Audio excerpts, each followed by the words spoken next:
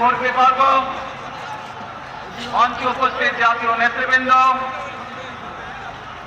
আমার সামনে উপস্থিত প্রিয় ভাই ও বোনেরা এবং মিডিয়ার মাধ্যমে সমগ্র বাংলাদেশ থেকে যারা দেখছেন এই অনুষ্ঠান, প্রিয় ভাই বোনেরা, প্রিয় মা বোনেরা, আসসালামু আলাইকুম।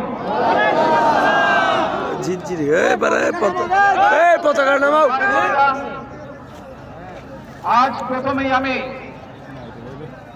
রব্বুল আলামিনের দরবারে হাজারো লক্ষ কোটি শুকরিয়া জানাতে চাই।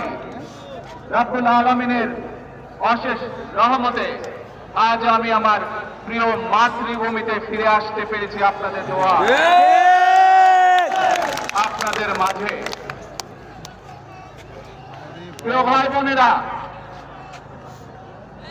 আমাদের এই প্রিয় মাতৃভূমি 1971 সালে লাখো শহীদের রক্তের বিনিময়ে অর্জিত হয়েছিল।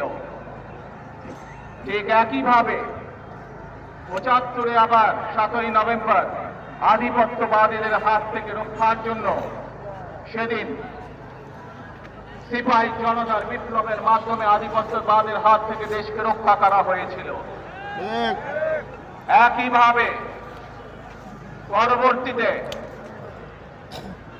90-এর স্বৈরাচারের বিরুদ্ধে এদেশের জনগণ, এদেশের খেটে খাওয়া মানুষ তাদের গণতান্ত্রিক অধিকারকে ছিনিয়ে এনেছিল, কিন্তু তারপরেও ষড়যন্ত্রকারীদের ষড়যন্ত্র থেমে থাকেনি।